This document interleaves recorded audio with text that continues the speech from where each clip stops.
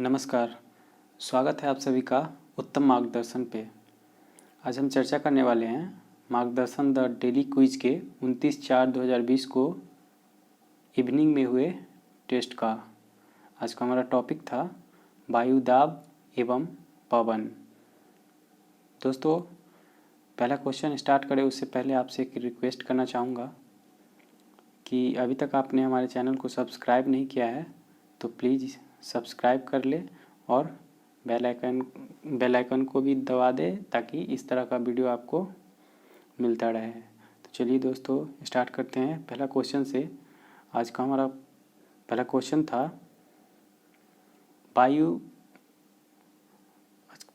था धरातल पर वायुदाब का सर्वप्रथम अनुभव 1650 ईस्वी में किसके द्वारा किया गया था। तो दोस्तों इस क्वेश्चन का आंसर हो जाएगा ऑप्शन नंबर बी, ऑटोवान गैरिक। ठीक है, अगला क्वेश्चन की बात करते हैं। दोनों ही गोलार्धों में 60 डिग्री से 65 डिग्री अक्षांशों के बीच कौन सी वायुदाब पेटी पाई जाती है। क्वेश्चन फिर से सुन लीजिएगा। दोनों ही गोलार्धों में 60 डिग्री से 65 डिग्री अक्षांशों के बीच कौन सी वायुदाब पेटी पाई जाती है। इसका आंसर हो जाएगा ऑप्शन नंबर बी, उपध्रुवीय निम्न वायुदाब पेटी। अगला क्वेश्चन की बात करते हैं। समुद्र तल पर सामान्य वायुदाब लगभग कितना होता है। तो इस क्वेश्चन का आंसर हो जाएगा दोस्तों ऑप्शन सी, 76 सेंटीमीटर होता है। ठीक है, अगला क्वेश्चन की बात करते हैं। क्वेश्चन नंबर 4, वायुमंडल में कितनी प्रति मीटर ऊंचाई पर जाने से वायुदाब में 3.4 MB का मतलब होता है मिलीबार। ठीक है, 3.4 मिलीबार की कमी होती है। तो इस क्वेश्चन का आंसर हो जाएगा ऑप्शन ए, 200 मीटर। अगला क्वेश्चन की बात करते हैं। क्वेश्चन नंबर 5, पवन की उत्पत्ति का क्या कारण होता है। तो पवन की उत्पत्ति का ये सभी कारण होते हैं। ऑप्शन ए में है तापांतर, ऑप्शन बी में है वायुदाब में अंतर, ऑप्शन सी में है समुद्री जलधारा और डी इसका आंसर हो जाएगा ऑल ऑफ दीज। ठीक है, अगला क्वेश्चन की बात कर लेते हैं। किस वायुदाब पेटी को अश्व अक्षांश के नाम से जाना जाता है। इसका आंसर हो जाएगा दोस्तों ऑप्शन सी, 30 डिग्री से 35 डिग्री अक्षांश को अश्व अक्षांश के नाम से भी जाना जाता है। नेक्स्ट क्वेश्चन की बात करते हैं। क्वेश्चन नंबर 7, विषुवत रेखा के दोनों ओर 0 डिग्री से अक्षांश से कितने डिग्री अक्षांश तक भूमध्य सागरीय निम्न वायुदाब पेटी मिलती है। तो इसका आंसर हो जाएगा ऑप्शन बी, 5 डिग्री। ठीक है, अगला क्वेश्चन की बात करते हैं। किस अक्षांश पेटी को शांत पेटी या डोल्ड्रम कहते हैं। ऑप्शन ए है 0 डिग्री से 5 डिग्री नॉर्थ, ऑप्शन बी है 0 डिग्री से 5 डिग्री साउथ, ऑप्शन सी है ए और बी दोनों। तो यहाँ पे ऑप्शन सी आंसर हो जाएगा इसका, ए और बी दोनों। अगला क्वेश्चन की बात करते हैं। क्वेश्चन नंबर 9, किस बल के कारण पवनों की दिशा दोनों ही गोलार्धों में विक्षेपित होती है। तो दोनों ही गोलार्धों में पवनों की दिशा विक्षेपित होती है, यह कोरियोलिस बल के कारण होती है। ठीक है, ऑप्शन सी सही हो जाएगा इसका। चलिए अगला क्वेश्चन की बात करते हैं। क्वेश्चन नंबर 10, हवा जिस दिशा में प्रवाहित हो रही है यदि उस दिशा में मुख करके अथवा जिस दिशा से पवन आ रही हो उस दिशा की ओर पीठ करके खड़े हो जाए तो हवाएं उत्तरी गोलार्ध में दाहिनी ओर तथा दक्षिणी गोलार्ध में बाईं ओर मुड़ जाती है। यह किसका नियम है। तो दोस्तों इस क्वेश्चन का आंसर हो जाएगा ऑप्शन डी, फेरेल का नियम। ठीक है, नेक्स्ट क्वेश्चन की बात करते हैं। क्वेश्चन नंबर 11, किस पवन को दक्षिणी गोलार्ध में 40 डिग्री से 45 डिग्री अक्षांश के मध्य गरजता चालीसा तथा 50 डिग्री अक्षांश पर प्रचंड पचासा और 60 डिग्री अक्षांश पर चीखता साठा कहा जाता है। तो दोस्तों इस क्वेश्चन का आंसर हो जाएगा ऑप्शन नंबर डी, पछुआ पवन। ठीक है, पछुआ पवन को ही 40 से जब 45 डिग्री अक्षांश के बीच होता है तो गरजता चालीसा कहा जाता है, 50 डिग्री अक्षांश पे होता है तो प्रचंड पचासा कहा जाता है, जब 60 डिग्री अक्षांश पे बहता है तो चीखता साठा कहा जाता है। ठीक है, नेक्स्ट क्वेश्चन की बात कर लेते हैं। क्वेश्चन नंबर 12, व्यापारिक पवन का वेग किस अंतराल में होता है? तो इसका आंसर हो जाएगा हमारा option B, 15 kilometre per hour से 20 किलोमीटर पर आवर तक होता है। ठीक है, नेक्स्ट क्वेश्चन की बात कर लेते हैं। क्वेश्चन नंबर 13, व्यापारिक पवन के प्रवाह की दिशा है। व्यापारिक पवन के प्रवाह की दिशा है, तो व्यापारिक पवन के प्रवाह की दिशा है उपोष्ण उच्च वायुदाब पेटी से भूमध्य सागरीय वायुदाब पेटी की ओर। ठीक है, चलिए ऑप्शन सी इसका सही हो जाएगा। अगला क्वेश्चन की बात करते हैं। व्यापारिक पवन का अंग्रेजी भाषांतरण ट्रेड वाइंड्स है। इसमें ट्रेड किस भाषा का शब्द है? तो ट्रेड जो शब्द है यह जर्मन भाषा का शब्द है, तो इसका ऑप्शन सी सही हो जाएगा आंसर। ठीक है, अगला क्वेश्चन की बात करते हैं। क्वेश्चन नंबर 15, मानसून शब्द का मूल शब्द मौसम है, यह किस भाषा का शब्द है? तो दोस्तों इस क्वेश्चन का आंसर हो जाएगा ऑप्शन ए, अरबी। मानसून जो है अरबी भाषा का शब्द है। ठीक है, नेक्स्ट क्वेश्चन की बात कर लेते हैं। समुद्र के निकट या रात में स्थल से सागर की ओर बहने वाली पवन को क्या कहते हैं? ठीक है, इस क्वेश्चन का आंसर हो जाएगा ऑप्शन नंबर बी, स्थलीय समीर। ठीक है, स्थलीय समीर जो होती है वो समुद्र के निकट या रात में स्थल से सागर की ओर बहती है। ठीक है, नेक्स्ट क्वेश्चन की बात करते हैं। क्वेश्चन नंबर 17, चक्रवाती पवन की उत्पत्ति की दशा है। तो इस क्वेश्चन का आंसर हो जाएगा दोस्तों ऑप्शन नंबर सी, केंद्र में निम्न वायुदाब और चारों तरफ उच्च वायुदाब। देखिए दोस्तों इस क्वेश्चन को हम समझाते हैं थोड़ा सा। केंद्र में जब निम्न वायुदाब और चारों तरफ जब उच्च वायुदाब होती है तो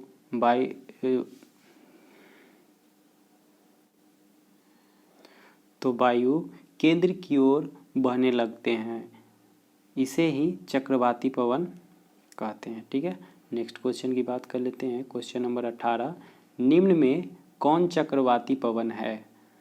तो ऑप्शन ए में है टॉर्नेडो, ऑप्शन बी में है हरिकेन, ऑप्शन सी में है टाइफून और ऑप्शन डी में है ऑल ऑफ दीज। तो दोस्तों इस क्वेश्चन का आंसर हो जाएगा ऑल ऑफ दीज, ये सारे के सारे चक्रवाती पवन है। ठीक है, नेक्स्ट क्वेश्चन की बात कर लेते हैं। सहारा मरुस्थल में भूमध्य सागर की ओर चलने वाली गर्म हवा को किस नाम से जानते हैं? तो दोस्तों इस क्वेश्चन का आंसर हो जाएगा ऑप्शन नंबर बी, सिराको। ठीक है, नेक्स्ट क्वेश्चन की बात करते हैं। सहारा मरुस्थल में भूमध्य सागर की ओर चलने वाली गर्म हवा का स्थानीय नाम का मिलान करना है। ठीक है, एक तरफ देश है और एक तरफ पवन का नाम दिया हुआ है। तो दोस्तों देखते हैं, मिस्र में इस पवन को खमसीन कहा जाता है और लीबिया में इस पवन को गिबिल कहा जाता है, स्पेन में इस पवन को लेबेन कहा जाता है और ट्यूनिसिया में इस पवन को चिली कहा जाता है। इस तरह हमारा ऑप्शन ए सही हो जाएगा। ठीक है, नेक्स्ट क्वेश्चन की बात कर लेते हैं। क्वेश्चन नंबर 21, शीतकालीन मानसून से भारत में किस क्षेत्र में वर्षा होती है? दोस्तों इस क्वेश्चन का आंसर हो जाएगा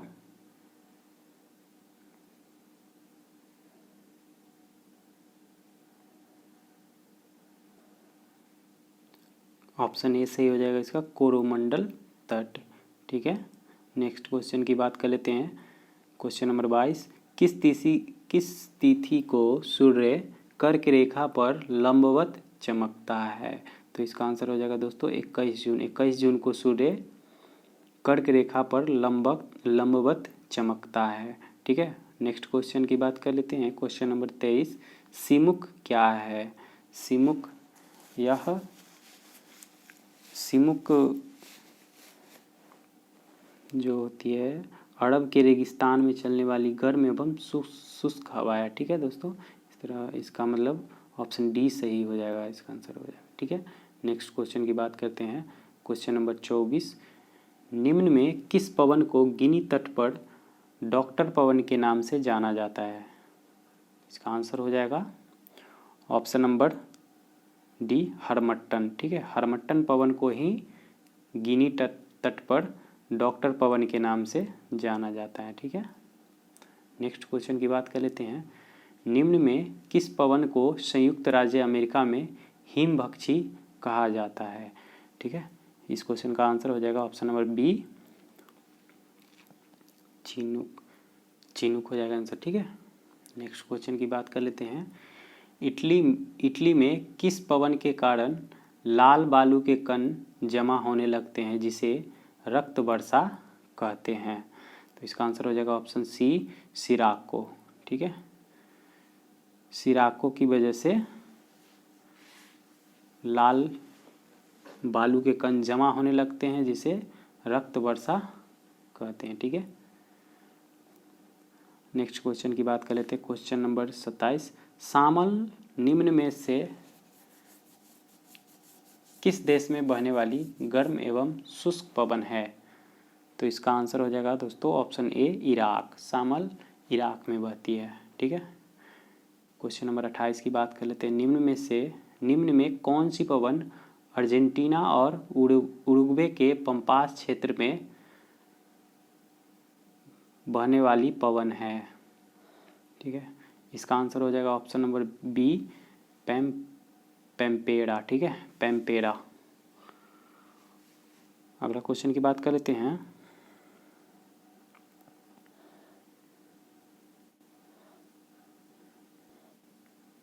मकर रेखा पर सूर्य लंबवत कब चमकती है? तो दोस्तों इसका आंसर हो जाएगा ऑप्शन नंबर बी, 22 दिसंबर। ठीक है, नेक्स्ट क्वेश्चन की बात कर लेते हैं। क्वेश्चन नंबर 30, निम्न में कौन सी पवन ऑस्ट्रेलिया के विक्टोरिया प्रांत में बहती है? तो ऑस्ट्रेलिया के विक्टोरिया प्रांत में दोस्तों ब्रिकफील्डर नामक जो पवन है वो बहती हैं। ठीक है, डी ऑप्शन सही हो जाएगा इसका। अगला क्वेश्चन की बात करते हैं। क्वेश्चन नंबर 31, निम्न में कौन सी पवन न्यूजीलैंड में उच्च पर्वत से उतरकर गर्म शुष्क एवं धूल भरी हवा लाती है? तो इसका आंसर हो जाएगा ऑप्शन ए, नार्वेस्टर। ठीक है, नार्वेस्टर जो होती है वह उच्च पर्वत से उतरकर गर्म शुष्क एवं धूल भरी हवा को लाती है न्यूजीलैंड में। ठीक है, अगला क्वेश्चन की बात करते हैं। निम्न में कौन उत्तरी इटली में चलने वाली ठंडी हवा है? इसका आंसर हो जाएगा दोस्तों ऑप्शन नंबर बी, टाइफून। ठीक है, माफ़ कीजिएगा दोस्तों, इसका आंसर होगा ऑप्शन सी, ट्रेमोंटाना। ठीक है, ट्रेमोंटाना। अगला क्वेश्चन की बात कर लेते हैं। क्वेश्चन नंबर 33, स्विट्जरलैंड में निम्न में कौन सी पवन अंगूर पकाने में उपयोगी है? तो इसका आंसर हो जाएगा दोस्तों ऑप्शन ए, फान। ठीक है, अगला क्वेश्चन की बात करते हैं। बाग्यो किस द्वीप समूह में उत्पन्न होने वाली चक्रवाती पवन है? दोस्तों इसका आंसर हो जाएगा ऑप्शन नंबर डी, फिलीपींस द्वीप समूह में। ठीक है, ईरान में, अगला क्वेश्चन की बात करते हैं। ईरान में किस पवन को 120 दिन का पवन कहा जाता है? तो इसका आंसर हो जाएगा ऑप्शन सी, यानी कि सिस्तान। ठीक है, सिस्तान को 120 दिन का पवन कहा जाता है ईरान में। ठीक है, अगला क्वेश्चन की बात करते हैं। फ्राइजेम मई या जून के महीने में बहने वाला शीतलहर है, यह निम्न में से किस घास के मैदान में बहती है? तो दोस्तों इसका आंसर हो जाएगा ऑप्शन बी, कैंपास। ठीक है, कैंपास घास के मैदान दोस्तों ब्राज़ील में पाए जाते हैं। ठीक है, नेक्स्ट क्वेश्चन की बात कर लेते हैं। निम्न में कौन एक गर्म पवन है? निम्न में कौन एक गर्म पवन है? तो इसका आंसर हो जाएगा दोस्तों ऑप्शन नंबर डी, फाड़ा बुडौन। ठीक है, फाड़ा बुडौन एक गर्म पवन है। ठीक है,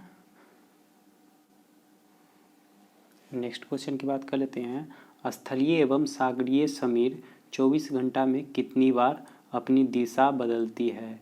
तो 2 बार बदलती है दोस्तों। ठीक है, इसका ऑप्शन बी सही हो जाएगा। नेक्स्ट क्वेश्चन की बात करते हैं। ऊंचाई पर जाने से मानव के कान और नाक से खून आने लगता है, इसका कारण है वायु में ऑक्सीजन की कमी, वायु दाब की कमी, ताप में वृद्धि।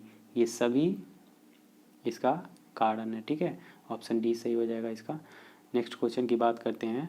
2 समदाब रेखाओं की पारस्परिक दूरियां वायुदाब में अंतर की दिशा और दर को दर्शाती है, इसे क्या कहते हैं? तो ऑप्शन ए है दाबांतर, ऑप्शन बी है दाब प्रवणता, ऑप्शन सी है दाब ढाल और ऑप्शन डी है बी तथा सी। तो इसका आंसर हो जाएगा दोस्तों बी तथा सी, यानी कि दाब प्रवणता और दाब ढाल बोलते हैं उसको। ठीक है, नेक्स्ट क्वेश्चन की बात कर लेते हैं। टाइफून से प्रभावित होने वाला क्षेत्र है? तो टाइफून से दोस्तों प्रभावित होने वाला क्षेत्र जो है वह है हमारा चीन सागर एवं जापान सागर, इसलिए इसका डी ऑप्शन सही हो जाएगा। नेक्स्ट क्वेश्चन की बात करते हैं। संकरी घाटिया में बहने वाली गर्म एवं शुष्क हवा को जापान में क्या कहते हैं? इसका आंसर हो जाएगा दोस्तों ऑप्शन नंबर बी, यामू। ठीक है, नेक्स्ट क्वेश्चन की बात कर लेते हैं। Question number 43। निम्न में कौन सी पवन भूमध्य सागरीय क्षेत्र से चलता है? भूमध्य सागरीय क्षेत्र से चलता है। ठीक है, इसका आंसर हो जाएगा दोस्तों ऑप्शन नंबर ए, मैस्ट्रो। ठीक है, मैस्ट्रो जो पवन है वो भूमध्य सागरीय क्षेत्र से चलता है। ठीक है, नेक्स्ट क्वेश्चन की बात कर लेते हैं। Question number 44। ब्लैक रोलर किस देश से होकर बहने वाली हवा है? तो ब्लैक रोलर जो है दोस्तों अमेरिका से होकर बहती है। ठीक है, ऑप्शन सी सही हो जाएगा इसका, अमेरिका। नेक्स्ट क्वेश्चन की बात करते हैं। Question number 45। दक्षिण अफ्रीका में जाड़े में बहने वाली हवा है? इसका आंसर हो जाएगा दोस्तों ऑप्शन नंबर सी, सामन। ठीक है, सामन जो है दक्षिण अफ्रीका में जाड़े के महीना में बहने वाली एक हवा है। ठीक है, नेक्स्ट क्वेश्चन की बात करते हैं। Question number 46। मिस्ट्रल किस देश में बहने वाली ठंडी हवा है? मिस्ट्रल दोस्तों फ्रांस में बहने वाली एक ठंडी हवा है। ठीक है, ऑप्शन सी सही हो जाएगा इसका। नेक्स्ट क्वेश्चन की बात करते हैं। Question number 47। अमेरिका के कैलिफोर्निया राज्य में बहने वाली गर्म एवं शुष्क हवा है? तो इस क्वेश्चन का आंसर हो जाएगा दोस्तों ऑप्शन नंबर डी, सांता आना। ठीक है, सांता आना हवा जो है अमेरिका के कैलिफोर्निया राज्य में बहती है। ठीक है, नेक्स्ट क्वेश्चन की बात कर लेते हैं। Question number 48। निम्न में कौन सी शुष्क पवन ऑस्ट्रेलिया के न्यू साउथ वेल्स प्रांत से बहता है? इसका आंसर हो जाएगा दोस्तों option number B, southern bustard. ठीक है, बस्टर्ड, ऑप्शन नंबर बी सही हो जाएगा इसका। नेक्स्ट क्वेश्चन की बात करते हैं। Question number 49। निम्न में कौन पेरू और चिली के पश्चिमी तट पर चलने वाला समीर है? ठीक है, इसका आंसर हो जाएगा दोस्तों ऑप्शन ए, टेरल। टेरल जो है पेरू और चिली के पश्चिमी तट पर चलने वाला समीर है। ठीक है, नेक्स्ट क्वेश्चन की बात करते हैं। यूगोस्लाविया के एड्रियाटिक तट पर चलने वाली ठंडी हवा कौन सी है? निम्न में से कौन सी हवा यूगोस्लाविया के एड्रियाटिक तट पर चलने वाली ठंडी हवा है? तो इसका आंसर हो जाएगा दोस्तों ऑप्शन नंबर बी, बोड़ा। बोड़ा जो है वो यूगोस्लाविया के एड्रियाटिक तट पर चलने वाली एक ठंडी हवा है। ठीक है, तो इस तरह हमारा ये आखिरी क्वेश्चन समाप्त होता है। आप सभी का सुनने के लिए बहुत बहुत धन्यवाद और मिलते हैं अगले दिन। अगले दिन का हमारा पाठ्यक्रम है मैथ से है क्षेत्रमिति। तो मिलते हैं अगले दिन, तब तक के लिए धन्यवाद।